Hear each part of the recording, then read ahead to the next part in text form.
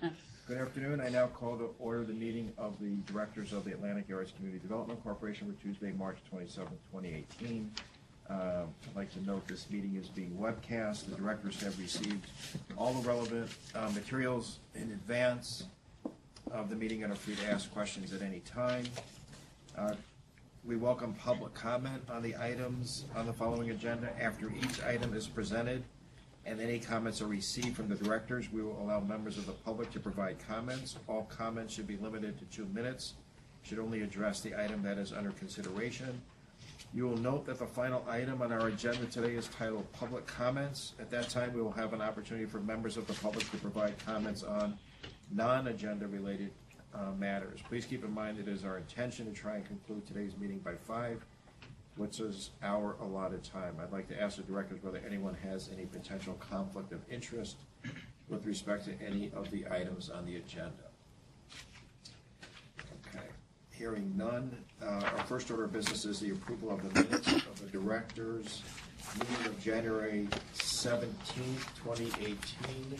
Are there any questions, comments, additions, or deletions with respect to the minutes? Is there a motion to approve the minutes? Thank you. Second. Thank you. All in favor? Aye. Any opposed? Thank you.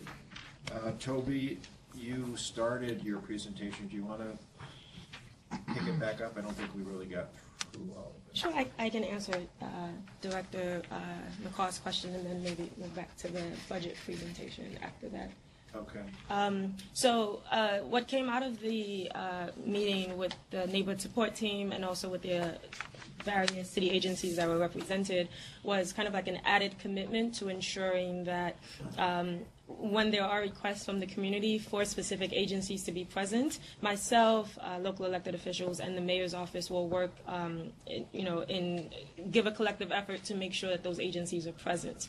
And so, we discussed this in the past with representatives from the community in that when notices for quality of life meetings go out, there'll also be an additional request for specific questions or agenda items or specific agencies that they'd like to see present.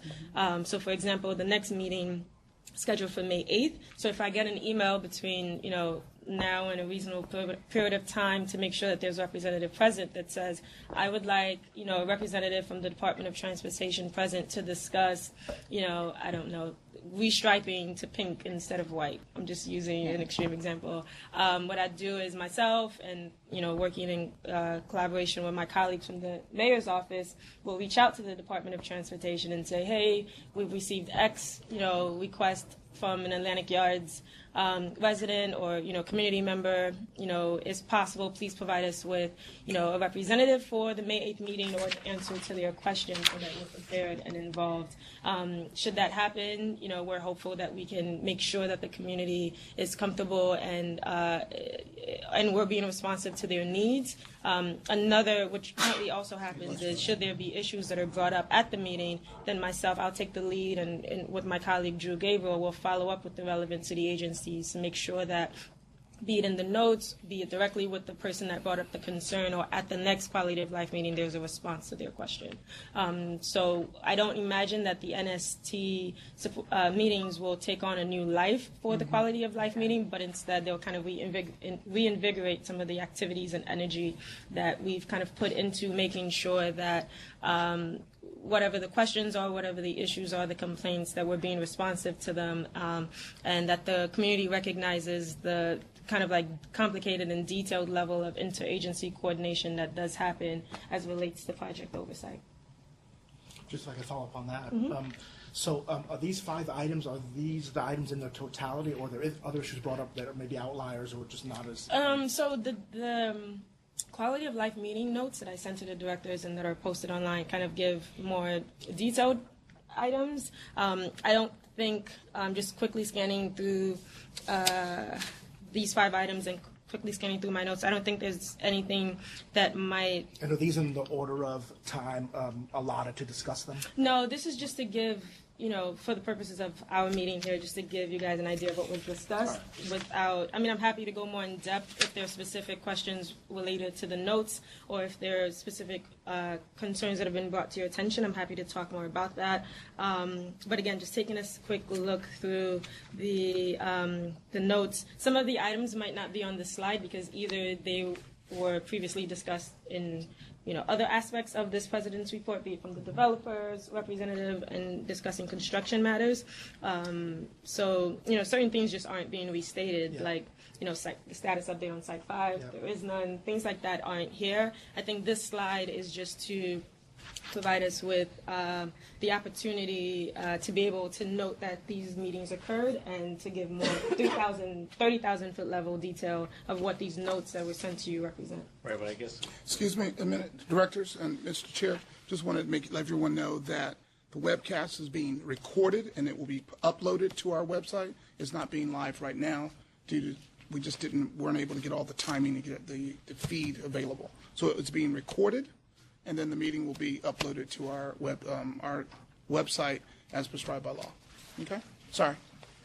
Are there any of these items that have gotten to a sufficient level of criticality that you think that it warrants this board delving into them No, in greater detail? A complaint about the Barclays Center Oculus actually came in about a day or two ago, and Sarah is here and she'll speak to the board a little bit later. But these issues are not going unaddressed. But I'm trying to make sure I'm not double negating my statement. But there are no, the construction fence and repaving of Dean Street is being addressed. The Barclays Center Oculus again is. It's been a reoccurring issue, and there have been kind of responses to the problems that have come up. But again, the conversation continues about that, and the residents that bring their concerns to our attention are getting a response, and the team is working on it. Family-friendly ads, again, it was just a conversation that was had about with the increase in development in the area, and also just having some questions about some institutions that might be faith-based and just being more sensitive to that. So it wasn't more so an outstanding issue, but just a conversation of how can we make sure that we're sensitive to the fact that we have these large developments in the middle of residential family-based communities. And then there were some questions about policies about ticket scalpers or vendors that sell tchotchkes and items geared towards children in advance of events at the arena. To specifically your question, Daniel, the idea of setting up this new group with the city's spearheading, at this time is important because right now there's only Long Island Railroad work going on, and it allows the agencies and the city and the state really to work together with the community to set up a plan as we go forward. So hopefully something's in place in terms of communication. When we get to that, if we're going vertical again, everything's working and we're not creating a will in case of an emergency or a crisis, but really putting something in place now, going forward, will work better and better communication. Any other questions? This was something the city established, not us, but we will work with them, and it could be a very positive, an additional way for the community to communicate and for the city to really work with us as a state agency. Any other? Any questions for Toby on what's been addressed? Mary, we have other items that we want to report on, correct? Not at this time. I think we could go ahead and do the 3 action items. Okay, isn't there a budget presentation? Yeah. Yeah, that's one of the action items. Okay, so that hasn't been presented yet? No, you have Okay. to. I So can go take ahead it and. away. So the directors are being requested to approve the corporation's 2018 and 2019 operating budget. The budget calls for a total of $196,076 in personal expenses. Those cover salary and fringe benefits for 2 employees, myself and Greg Lynch. And then there are a total of $38,924,000 in non-personal expenses for insurance and occupancy. Again, the total budget allocated for the fiscal year 2018-2019 totals $235,000. And I recommend the full approval of this operating budget, but happy to answer any questions or concerns. Okay, any questions from the directors for Toby on the operating budget? Any comment from the public on this item, the operating budget? Is there a motion to approve? Thank you. Is there a second? I'll second. Okay, thank you. All in favor? Any opposed? Great. Motion carries. Thank you, Toby. Marion will now request authorization for the corporation to recommend to the directors that ESD amend its consultant contract for mitigation monitoring services in connection with the Atlantic Area's land use improvement and civic project. Marion. Thank you. There are two contracts up for extension that we're asking the directors to recommend to the ESD directors extend the contracts. One contract is with HCR, our environmental consultant. The other contract is with STV, who is our owner's rep. The directors have been provided a letter that was written by Peter Crashes. The first letter was brought to us on about March 21st. The second letter was updated yesterday evening. Both of those letters, I believe, you received either via email or at your table today. Both letters were provided on behalf of the Dean Street Block Association with recommendations for future contracts that I'm about to present. Specifically, steps that should be taken before an RFP is issued for both contracts going forward. The directors should note that we are committed to issuing an RFP for both contracts once we have a better sense of what the next phase of construction, namely Site 5, will look like program-wise. We're open to suggestions from the community and the directors. We've already received ideas from former Director Jamie Stein, and we'll be sure to review the suggestions with the corporation's legal team as we go forward. There were specifically a couple of items in that recommendation that I wanted to call to your attention. Some of those items that were in that Peter's recommendation, we currently do, and I wanted to give you an understanding of how the oversight work is being done by both consulting organizations. One of the items was adjust the environmental monitor scope of work to include problem sources as identified during the community RFP input process. The scope of work for the environmental monitor is defined by Memorandum of Environmental Commitments, a project document that was negotiated and agreed upon with the developer as determined by the EIS. When we did the final EIS and then consequently was revised due to a lawsuit in 2009, if I remember the date correctly, the EIS suggested and pretty much mandated that we have a memorandum of environmental commitments, which was put into place after discussions with the developer and negotiations with the developer. When a new RFP is issued for environmental monitoring services at Atlantic Yards, the scope of work will remain as it is defined in the MEC. One of the other highlights was create a routine engagement between the environmental monitor and the community on and near the project site. Project monitoring related concerns currently and can continue to be sent to ESD and to the community liaison on behalf of the developer. The reason I say that is people in the community and the elected officials send these concerns either via email to the ESD or to the community liaison. ESD and the community liaison communicate and address the issues. ESD has 3 people who really work on this project. Toby, who is full-time on the project. Greg Lynch, who is a community liaison out in the field every day. And Drew Gabriel. Drew Gabriel is one of our community liaisons. He's the director of community relations, but he has other projects he works with as well. The reason I highlight all 3 of them, I want it to be real clear with you that the community has access to Toby and has access to Greg. Greg really plays a key role in the process of community relations because Greg is there on site and Greg is able to know what violations or what mistakes are being made related to be it truck tire washing or what have you. Greg's able to inform the community liaison on behalf of the developer, inform Toby, inform our consultants so things can move rather quickly addressing the concerns raised by the community. Another concern was to lessen the ability of the contractors to anticipate the timing, location, and or focus of their environmental monitor's visits. Currently, the environmental monitor visits the site approximately 4 times a week with no set schedule.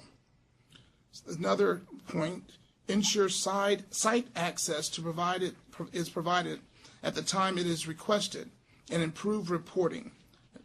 Document party, time, location, specific reason for request, so that the extent of the monitor has taken the opportunity to access the site is publicly documented.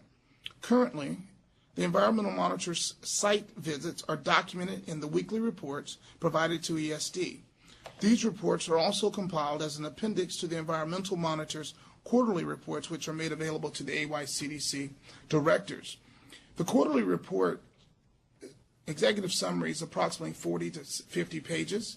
The overall appendices could be anywhere from 1,000 to 2,000 pages based on the number of buildings we have under construction. That is why you receive a portion electronically. The other portion you can request via CD-ROM, and we give that to you.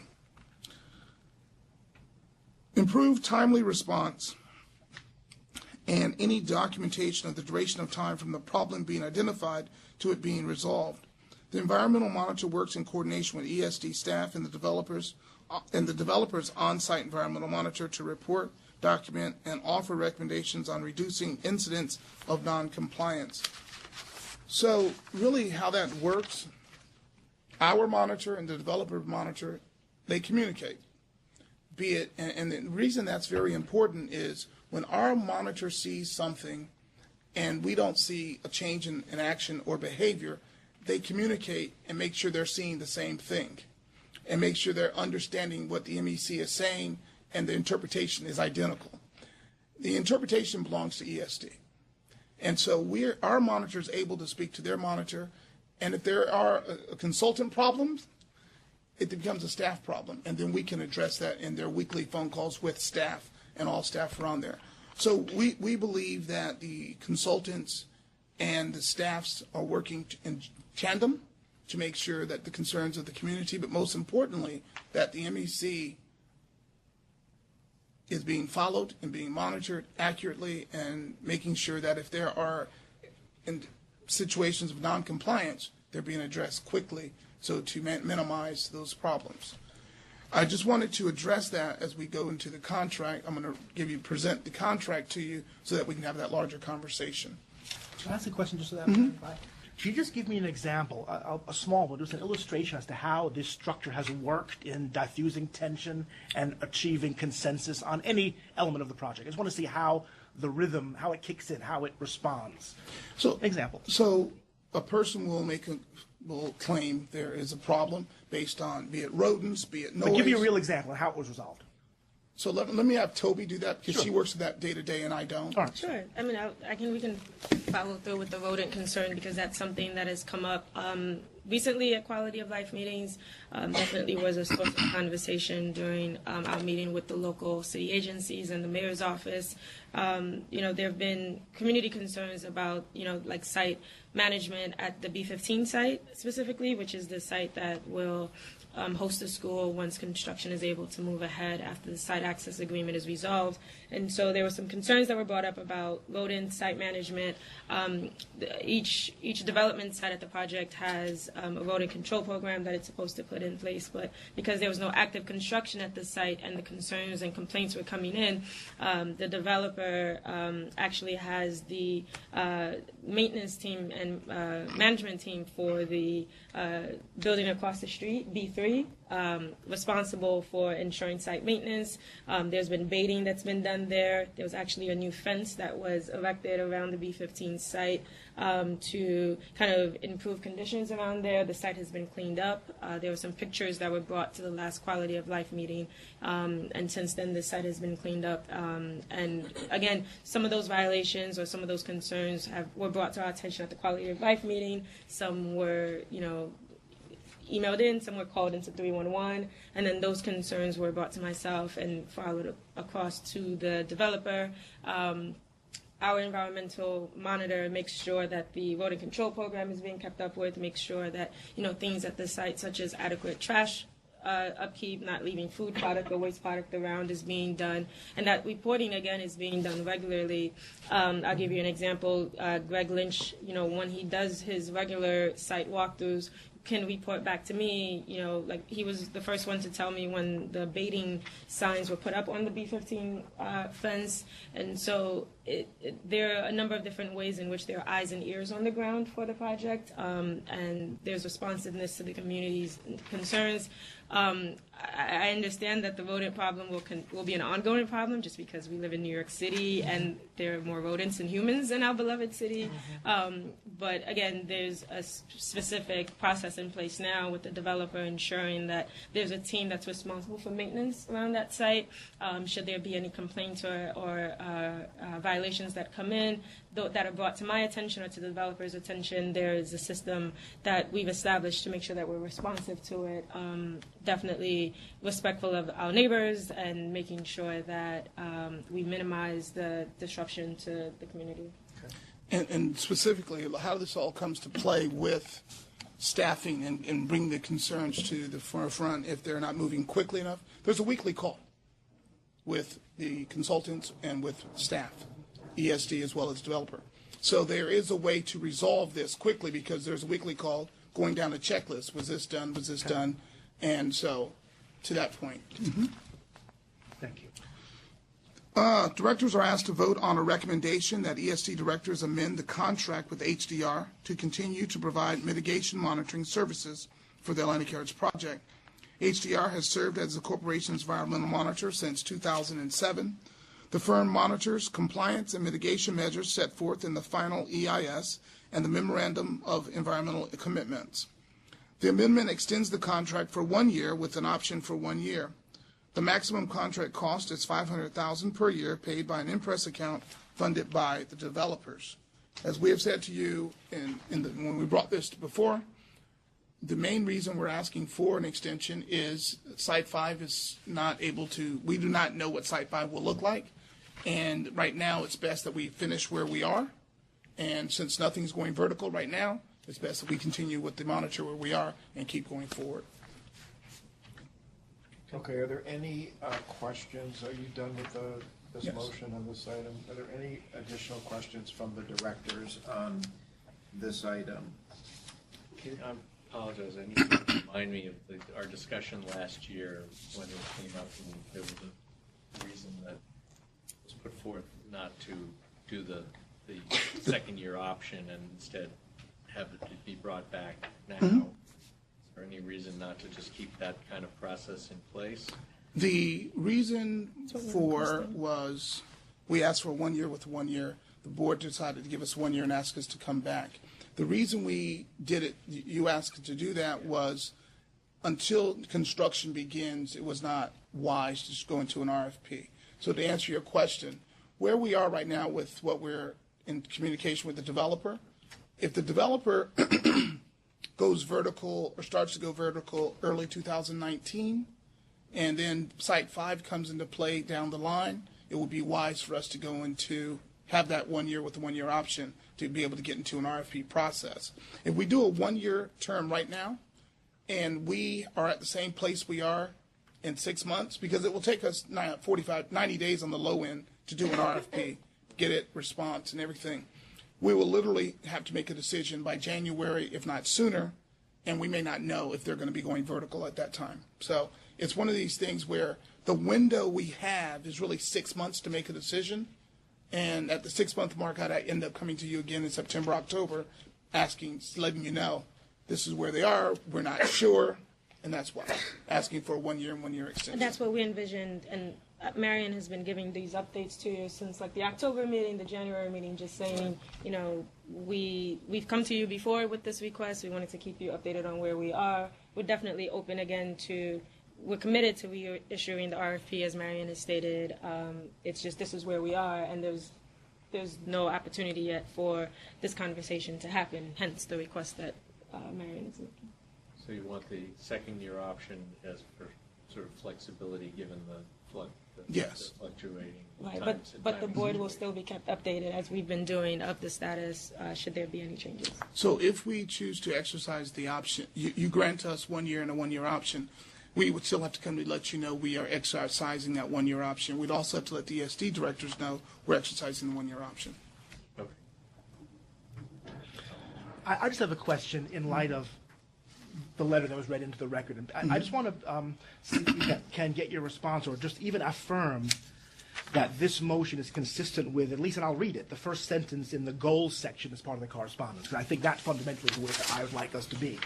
Does this motion, is it consistent with the goal that is to, at least of this correspondence, to adjust the project's oversight from a 10-year to a 20 or even a 30-year horizon by eliminating any gaps in oversight, improving timely response and coordination, and increasing project transparency and accountability? I would need to know that this motion is consistent with that broader world view on where we are relative to the project at this point in time. So I think that is the community's meta concern, that the compliance infrastructure and the quality assurance infrastructure keeps pace or is decelerating in pace to the rate of construction. So that's... Both contracts, I'll speak to them, both contracts, although you're going to vote separately. Both contracts and both consultants have been very good. The fact that we have a system in place that we can communicate on a regular basis, the fact that we can address concerns very quickly, the fact that we give you a quarterly report that's on every single concern, anywhere from 1,000 to 2,000 pages, is, I believe, proof positive that these are the right people right now where we are. The fact that we have gotten this far, we have 4 buildings that are open, we have an arena that's open, and ESD has made an effort. When you look at the fact we have 3 people on there, 2 full-time, I believe, yes, between the ESD staff, the consultants, and working with the developers on a weekly basis, yes, I do believe we're meeting those goals. And it's consistent with a statement like that, the concern around transparency, timeliness, efficiencies, et cetera, all those conceptual concerns. Yeah, the fact that you are able to get weekly, our quality of life reports from Toby, the fact that you are able to receive the quarterly reports, which is a work product from our consultant that you all have, since there is a sense that this is not a public document, all of it's not a public document in that sense. Yeah, I do believe there's a great deal of transparency. I believe, and I won't quote someone, so yes. Mm-hmm. Any other questions or comments from the directors on this contract extension? Any comments from the public on this item? No comments from the public. Is there a motion to approve? So moved. Is there a second? Thank you, Dana. All in favor? Aye. Any opposed? None opposed. Carried. Thank you very much. There's one more contract. Sorry? There's one more contract. Yeah, one more contract. Go on. STV contract extension. Directors are asked to vote on a recommendation that ESD directors amend the contract with STV Incorporated to continue to provide owner's representation technical services for the Atlantic Yards project. STV Incorporated has served as the owner's representative since 2010, monitoring the activity for the construction of the arena, 4 residential buildings, and the rail yards. The amendment would extend the contract for an additional 2 years at a maximum of $1,250,000. All costs are covered by the Impress account funded by the developer. STV would continue to review design and construction documents, observe construction activity, monitor site safety, and coordinate with and report to ESD on a regular basis. Again, this is a group that's been with us. It's very technical. Their overall duty, in a very short sentence, is to look at our design documents, our construction documents, make sure the developer is in compliance with each building that's going forward or each activity that's going forward, and report to us when they're out of compliance. And STV has been good, very good. They do report to us on a regular. Greg Lynch really works with them a lot because there are always different concerns and they can see things. So really, STV is something I can't say we highly recommend, but we recommend that you approve both this contract as well. And the reason why this is a 2-year term and not a 1-year, our contracts with them have always been 2-year and not 1-year extensions. Any questions from the directors on this contract extension item? Yeah, just a quick, you have this, Toby, if I could, Howard, just where STV has bid with the MWBE goals and participation Yeah, so metrics. they are required, I think, to meet 20%. I don't have the specific numbers in front of me because there's workforce utilization and also contracting that they have to meet. And the the requirement is that they work towards meeting the goal and putting, I think it's a good faith effort, a good faith measure towards meeting that goal. So can definitely follow up and get you. Can I have access to that? Yeah, get you Okay. those numbers. I guess your comment earlier sort of begs the question, any reason you're not giving them the highly recommended? ESD cannot do that. Oh, I see. Yeah. Okay. I You can't- don't recommend. Yes. Okay. You can't, they don't put adverbs in the budget for you? She won't let me. They make an attorney sit next to me, and they won't let me. Okay, understood. Any other questions or comments from the directors on this contract extension item? Any comments from the public on this contract extension item? None. Is there a motion to approve this item? Thank you, Dan. Is there a second? Second. Thank you, Sy. All in favor? Aye. Any opposed? None opposed. Thank you. I think we can go back to the president's report because we still have some open issues there, right, Dan? Yes. And Sarah. There are two pieces of the president's report that remains. There's a presentation. I'm going to start with Barclays first, and then start with the development team, Ashley Cotton. So Sarah will do the Barclay presentation first, since it's shorter, and then we'll have Ashley go second.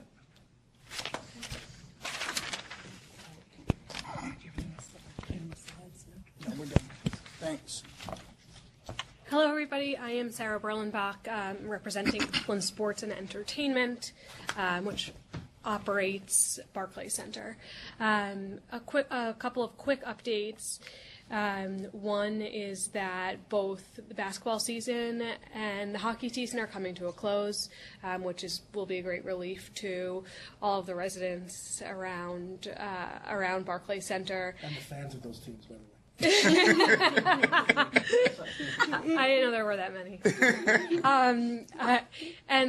Both y'all are awful. Yeah.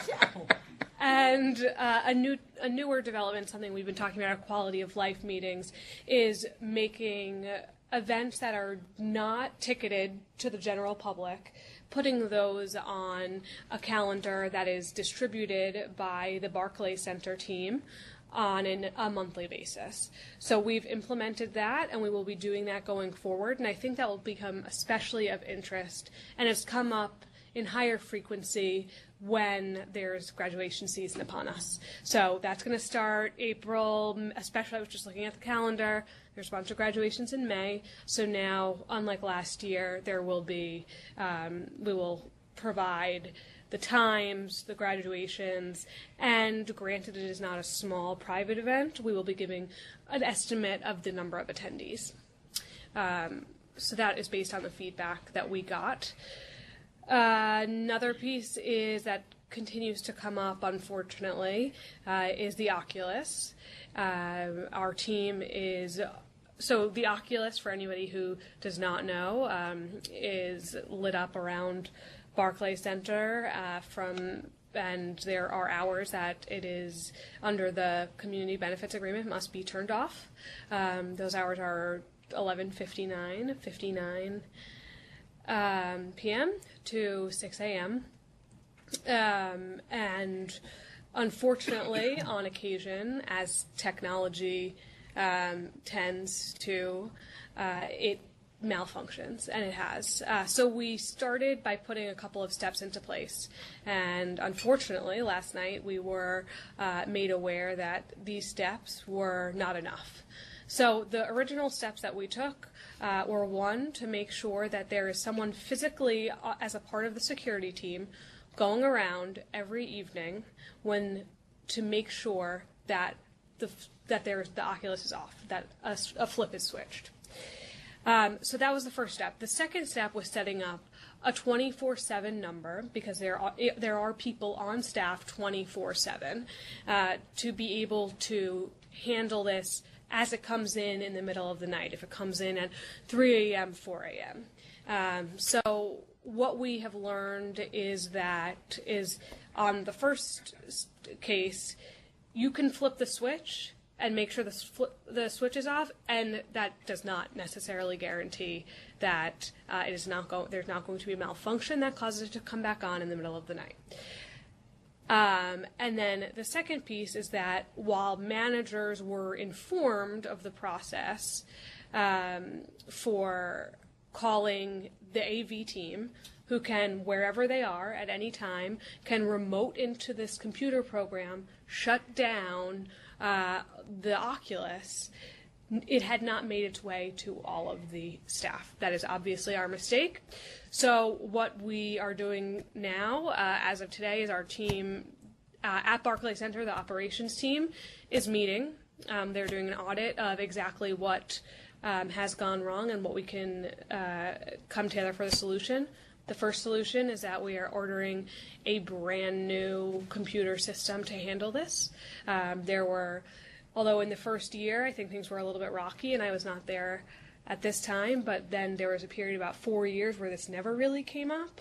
And so we know that we can reasonably assume that the system is now outdated and needs to be replaced.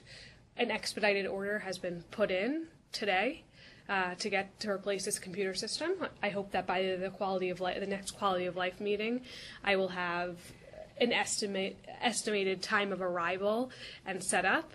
On top of that, our team is, as I said, auditing and is going to be training their staff with exactly who to call, who can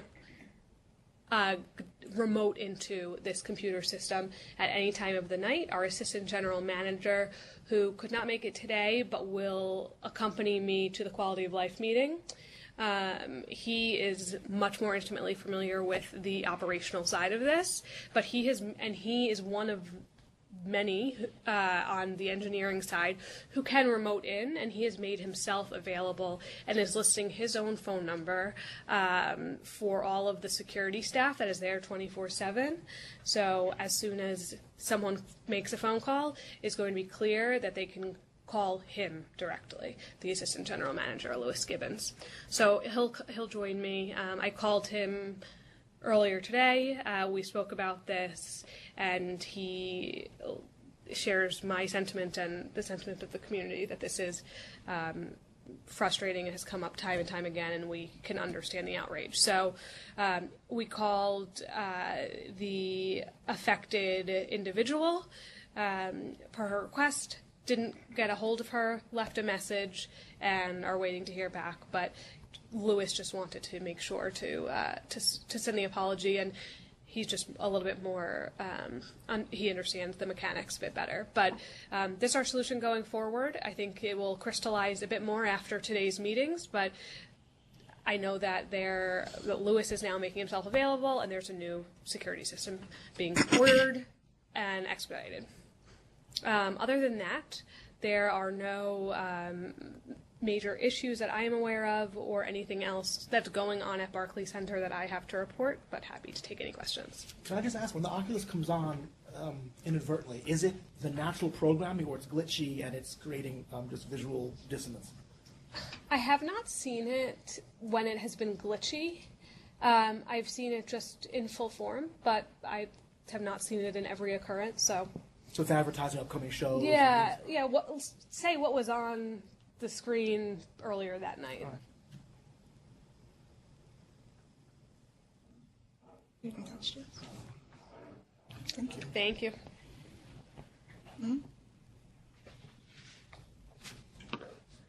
Sorry for the computer. I didn't get to a printer today. Hi, everybody. Ashley Cotton on behalf of the joint venture, Greenland Forest City Partners. I just have a few verbal updates and happy to take your questions. I wanted to let everyone know that the open space at 550 Vanderbilt is now open and accessible to the public. I also wanted everyone to know that the garage at 535 Carlton is open and is taking anyone's business that wants to park there. We had trouble this weekend at a Cavs game, obviously when the Cavaliers play there. Mostly cheering for the Cavs. Sorry, Sarah. It's a super overflow, huge crowd. The guy obviously was looking for an opportunity to make do a lot of business, and he really just opened. I came upon the garage and police activity or 78th Precinct, and Bevin, the director of traffic from the arena, about 15 minutes after an incident happened, which is that there was one staff member in the garage, and the parking guests were parked all the way down Dean Street, and obviously causing quite a blockage. We have investigated, because obviously we're his landlord, we don't do parking, to say, you got to do better. Obviously it's better for his business too. You got to be ready. And it turns out that the technology he was using said that he had barely any reservations. So hopefully, again, it's technology, not, I think the guy knows how to run a parking garage, and he wants to make money off a Cavs game. So it's unfortunate. We appreciated the 78th Precinct jumping in there very quickly, obviously Bevin and myself on a Sunday, and, it was resolved, traffic got moving again. So I just thought people might ask about that, so I figured I'd proactively bring it up. Speaking of garages, the B3 garage is not open yet, so just that construction is still going on. Two big street and sidewalk issues that everybody's waiting on if it would ever stop snowing. First, we're going to pave all around 461 Dean Street, which is, the sort of final closeout with a new building on Dean Street and the Flatbush Avenue, side that's closest to the building. That paving was noticed for the 28th through the 31st. It's overnight work when you close streets. We do have some rain coming, so bear with us, but we should start seeing those street closures and pavings happening. I guess 28th is tomorrow night, I think, right? Mm-hmm. In addition, we've been waiting for the sidewalk at B12 to get done. 2 snowstorms, the exact days we had it booked. It's supposed to happen tomorrow, so please talk to the weatherman on our behalf. And then I did want to mention that we had a major milestone in the rail yard. This is going to be a little engineering for all of us who, aren't in the rail yard every day. But, it was such a milestone that I did want to bring it to the director's attention. The double slip switch is complete. I'm not going to say it twice because I'll flip it around. Wow. Okay. I know, exactly. Marion looks so happy. But this Daniel is really excited. It's so a big, big moment. I didn't know. The guys that work on the rail yard for a decade are, they're thrilled. It was like the biggest thing. Anyway, so I do want everyone to know this. So the weekend of March 17th and 18th, this critical piece of infrastructure was added. So the switch basically connects, we all look into the yard. So if you're up at Vanderbilt, there's like many different tracks.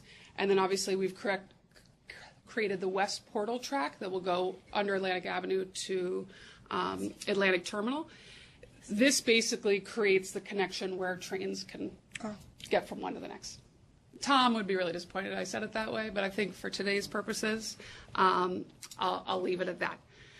This work took nearly 100 Long Island Railroad employees working 55 straight hours in coordination with the joint venture over the weekend. It started Friday at 11 p.m., went through Monday at 10 a.m., because it all has to be done and fixed for rush hour on Monday morning. So we did hear some people saying, well, what's going on at B12? It seemed, it's been a pretty quiet site for some time. What that was buses of Long Island Railroad employees being bussed in to switch, to keep up with the shift changes going on in the rail yard. The Long Island Railroad is not subject to the environmental rules that we are subject to, so we know that there are reports of idling and other things like that. We want to coordinate with Long Island Railroad and ask them to be better neighbors. It's just the right thing to do.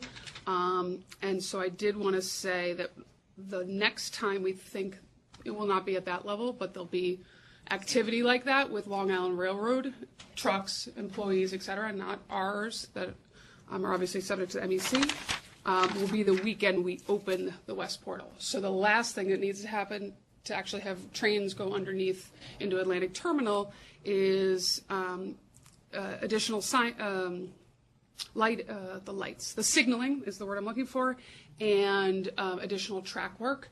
And so that should happen, frankly, in April. So you'll see it in the 2-week look-ahead notice as weekend work. now people sort of understand. We hadn't heard a lot about what's going on in the rail yard in some time, and lately people have been writing to the community liaison office, that's me, saying, what's with the noise and everything. It's a lot of Long Island Railroad activity itself because we're so close to turning this thing on. So appreciate everyone's patience, and we're, trying to keep it contained, and then, of course, reduce idling and noise and things like that. So then the last thing I wanted to say about the rail yard is that once this west portal work is complete, and again, scheduling it with the Long Island Railroad and their operations is a tricky thing, but hopefully that weekend gets locked in soon, then the east portal work, which is at the top of Vanderbilt and Atlantic, will begin. And that is going to include an MPT that reduces 2 lanes of traffic on Vanderbilt and Atlantic. There is no MPT drawing for that yet. Just like always, we announce those. We do sort of simplified drawings so everyone understands what's happening in terms of traffic changes. But since I won't see you before that happens, I just wanted to mention it here today. And then I figure people will ask about B4. As we've announced, that'll be the next building go forward. And the only update I have today is not much, but that planning is underway, and we'll have more to discuss in the second quarter. Happy to take any questions. Great questions for Ashley. Any other items on the report? No, sir. Does that cover everything? That covers everything. Okay. Well, there's no vote necessary here, so we're going to Thank you. move on. Thank you, Ashley. We're going to move on to the public comment portion of the agenda. This is for any members of the public who would like to make comment on items that are not on the agenda. This is not a Q&A session. We ask you to keep your comments to a couple minutes. Toby will call on different members of the public who have signed up to make comment. Toby. Good afternoon. The first speaker signed up to speak is Alexis, representing Assemblywoman Joanne Simon.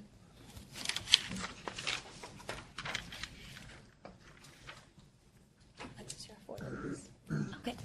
Assemblymember Simon just wanted to express some concern with the scheduling of these meetings. She thinks that it's probably going to have a chilling effect on community input if neighbors don't find out until 23 hours before these meetings happen. That's it. Thank you. The next speaker signed up to speak is Mr. Gib Vacconi, representing PHNDC.